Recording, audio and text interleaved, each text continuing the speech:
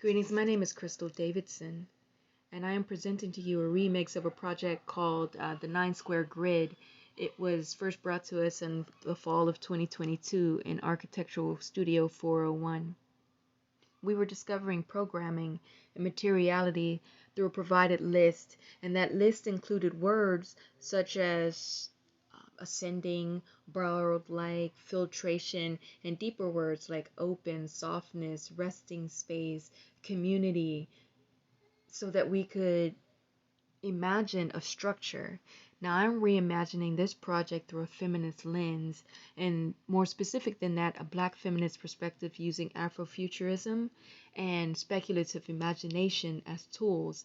In this class, we explored feminist theory through an article in particular called Tendencies and Trajectories, Feminist Approaches in Architecture.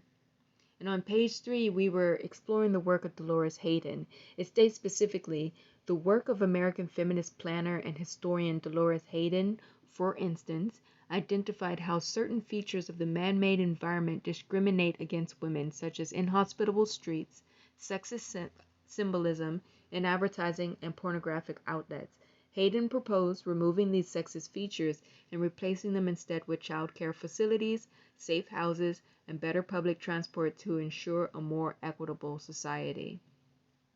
Now, in the 1970s and 80s, there was this group, this firm called Matrix. And one of the things that they thought was very important was to bring women to the table to discuss the built environment and what they needed. In particular, I'll go through an article from the Matrix and state that specifically they stated, as such, a consultative, inclusive approach to architecture is a challenge to patriarchy and a necessary step towards a full, authentic, and vital life for all people. One of the projects they did was they took a building that had been designed by a man and they brought women to the table and asked them what did they need. And what they found was there was needed more security, more privacy, childcare, all of these things needed to be incorporated. Now, in the early decades of the 20th century on through the 1970s, Black women weren't always a part of the table when discussing architecture. So it's thought that to some degree, architecture doesn't speak to Black women because Black women haven't spoken to architecture. Now, in this class, we've also discovered that we need to look at literature, film, and other discourses in order to understand the built environment around us and theory in itself. Now, what I love about Black feminist perspective, as I'm bringing it to the forefront for this project, is it is necessary to have a lens that is intersectional. And what I mean by that, intersectionality is a buzzword in Black feminist theory. It speaks that we must be anti-racist, anti-sexist, anti-classist, anti-homophobic, all simultaneously. Now, I want to go over the works of Bell Hooks. And one of the things she's talked about, as we know that many Black women experience marginality, is the power that might be found in that marginality. She states, though incomplete, these statements identify marginality as much more than a site of deprivation. In fact, I was saying just the opposite, that it is also a site of radical possibility, a space of resistance. It was this marginality that I was naming as a central location for the production of a counter-hegemonic discourse that is not just found in words but in habits of being and the way one lives. So I go to this one article called Ain't I a Woman? And in it, we're talking about the Black female body, which is central to my project. And I want to bring in that in Black feminist architecture, we discuss the necessity of care for the body itself. And thankfully, that's care for the intersectional world.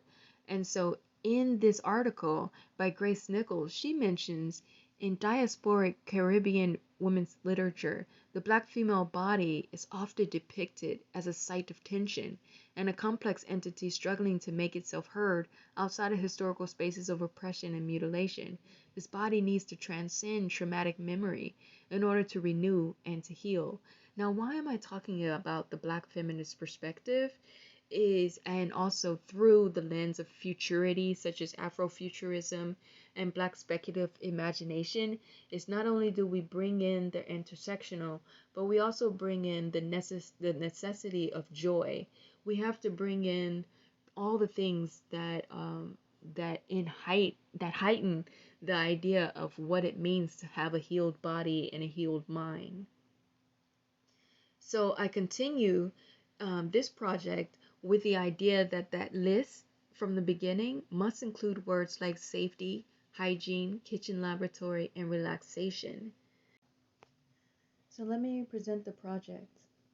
It's a playscape about rest and play.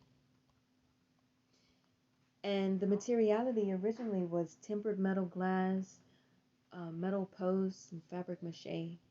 Now that I'm thinking from a Black feminist lens, my materiality has changed, and I'm thinking about sustainability and regenerative design.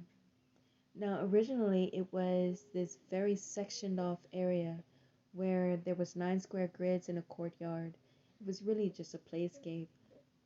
Now, it has changed, and I'm thinking about a kitchen classroom laboratory. I'm thinking tubs for folks to take baths, areas beyond the tub for folks to get their hair done and to have some privacy while they're doing so. And then there's spaces for children to play, people to play, and there's spaces for Black women to rest and feel like they have a space to go where it's private and comfortable. And outside among that is all these trees where they can walk amongst the trees and feel safe in nature.